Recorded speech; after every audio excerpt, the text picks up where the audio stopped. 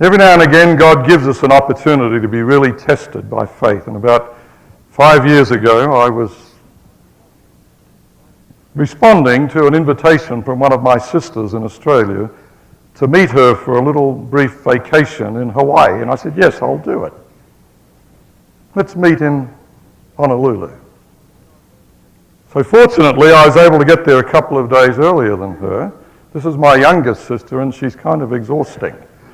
So I said to myself, a couple of days rest before she arrives will be probably the only rest I'm going to get. So I checked into a little hotel there in Waikiki. And one of my favourite walks, for those of you that know the area, I like to walk out of Waikiki and up around Diamond Head. Beautiful up there. And I like to go round the corner of Diamond Head, and there's a couple of little coves there. Minimal amount of sand, especially to an Australian. Minimal amount of sand, but gorgeous reef. And you can lie there with a book and you can have the perfect day. So I picked up a book that I'd been looking for 10 years and had just found. I thought, oh wow, I'm going to walk up early in the morning around Diamond Head. Nobody ever goes to these little coves. I'll stretch out on the sand.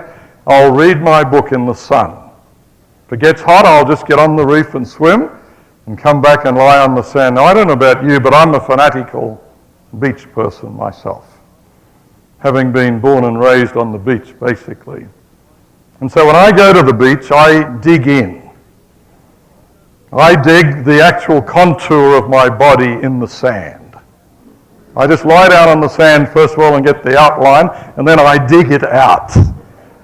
And I shape myself into the sand so that my body is kind of nestled in a cocoon, and my arms are perfectly at ease, they're at the right level, and my head is elevated sufficiently.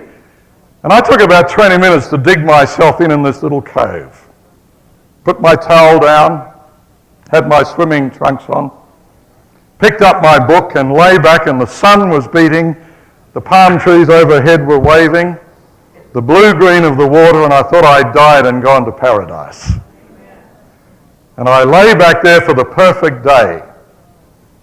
And for about 2 hours the sun beat down on me and I felt so good. And after 2 hours I thought I felt a little wetness on my feet. So I looked down, I'm very surprised, the tide was coming in. And it was just starting to lap at my feet.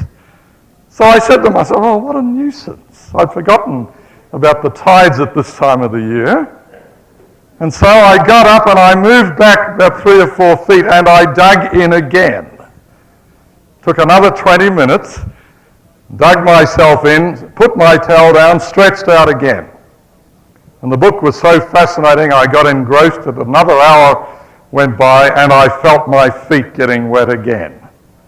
I said, ah!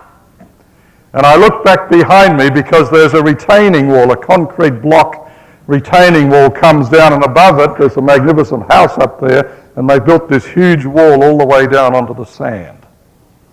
I said, oh, I've only got about 3 feet left. Now, common sense should have told me that maybe it's time to pack up and leave the beach. But I am such a beach lover, and I like to get out there for the full 8 hours in the sunlight. And so I said, okay, I'll make one last move. So I got up again and dug myself in, and my head's only now about 2 inches from the wall. And I lay back again and took out my book and I began to read again. Now, those of you that know the ocean as well as I do, you know that occasionally you get a freak wave. Much bigger than the waves that are just rolling in. Every now and again you get a freak one comes in and it's big. And I am so settled, I'm dozing away actually. I think I said to myself, I didn't realise how tired I actually was. And I'm dozing away, and unbeknown to me, there's a freak wave heading for the beach. Had I been alert and looking, I would have seen it and had time to scramble away. So I'm lying there totally at peace, and this wave comes over even over the reef, and it crashes down on top of me in all my peacefulness. And in one moment of time, I call this my preparation for the time of trouble. In one moment of time, everything is turned upside down. This book that I'd been looking for years floats out to sea. My walking shorts that were lying on the beach next to me are carried out to sea. In the pocket of those shorts was my driver's license and the only credit card I had taken with me to Hawaii. I had no cash on me. I had decided to go to the ATM machine on the way back. So I'm in Hawaii for 10 days with zero cash. And I was going to rent a car the next day, and now I have no driver's license. It's gone out to sea. My towel has gone out to sea. My T-shirt has gone out to sea. And the wave was so strong that as it landed on top of me, it picked me up and threw me head over heels. This is the only time in my life this has ever happened to me. I was picked up and thrown head over heels and thrown down on my back. And unfortunately, the reef there is a little like this. And right where my back landed, a piece of coral was sticking up like this. Luckily, it was rounded, and it hit me, or I hit it right in the middle of my back. Luckily, I appeared to be in one piece. But I put my hand back here and I felt an egg that was eventually, as I stood there, to grow into a football right in the middle of my back. I had the most serious bruise. Anyway, I picked myself up and I stood there and I looked up, and the first word, which I'm sure you would have been tempted to, the first word that came to my mind was, why? Why? I mean, I've actually got a chance to have a whole day without my sister and a peaceful day. Why? And God shut me up so quickly.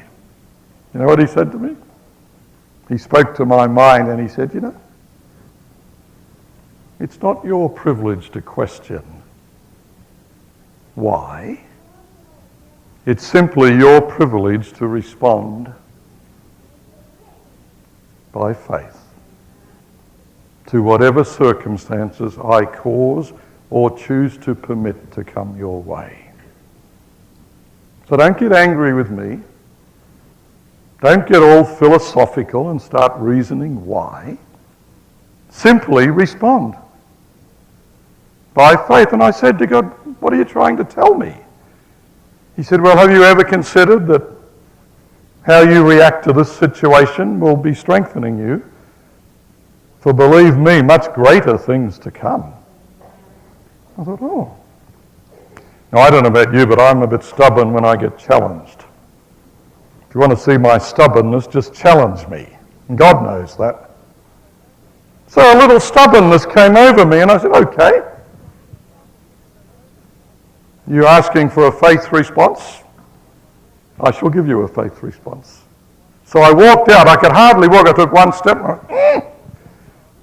I took half a dozen steps and I walked out, so I'm standing in the water on the reef.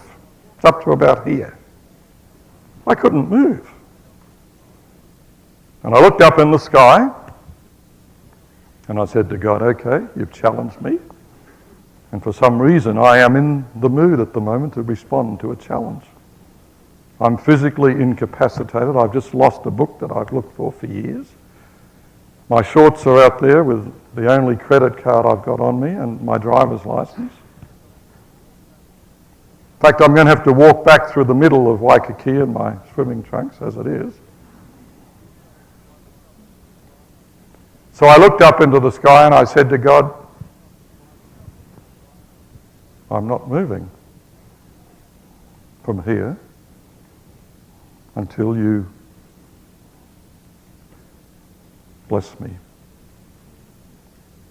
I'm not letting go of you until you bless me. And God said, well, how could I bless you? I said, well, you could begin by bringing back my shorts. In fact, I feel a bit like Jacob as he wrestled with the angel, but I'm not letting go. I will stand here for hours. In fact, I can't move anyway. So I put my hands up in the air like this. Must have been a great sight if anyone had been looking. And I stood on the reef and I said to God, I'm going to wait here for you to bring my shorts back to me. They'd gone out to sea. And I said, don't ask me to swim, I cannot move. I'll be lucky to walk back. I can't even take a bus, I've got no money, I shall have to walk the mile or two back into town. So I stood there and just waited. 5 minutes went by, 10 minutes went by, I started to sing. I'm praising God. I said, I'm waiting for your blessing. You asked me to respond by faith, and this is one of those moments in my life when I'm actually doing it. Thank you, Lord. And I stood there. 10 minutes, 15 minutes went by. My shorts were black. Several hundred yards out in the ocean, I thought I saw a little black speck. I said to God, hey, this is a big deal to me, but I confess that it's not a big deal to you. You are the master of the wind and the waves. You could, if you choose, put out your little finger and put them in the belt of my shorts and just bring them to me. I believe you can do it. Or you could just go like this and blow them to me. Anyway, as I watched, the black speck started floating on the top of the waves, and I realized it was my shorts. And I said to God, thank you for bringing them to the surface, but quite frankly, it's not good enough. I can't move. I can't even swim at them. And I'm a strong swimmer, but I wouldn't dare try and swim with this football thing on my back at the moment. I can just stand here. You're going to have to bring them within 3 feet of me. That's my faith response. Well, I wish I lived every day of my life like this. This is my faith response. So I stood there. And a wave picked up my shorts and it carried them tantalizingly to about 20 feet away from me. I could just see them out there. I said to God, I'm not moving. You wanted a faith response, here it is. I need to be able to reach out and pick up those shorts. And of course I'd be happy if those 2 cards were in the pocket as well. God said to me, you want it all, don't you? I said, yes, I do. I want it all. So I went, I said, you'll have to bring them closer. A little wind, I believe it was the breath of God. A little wind arose and God went.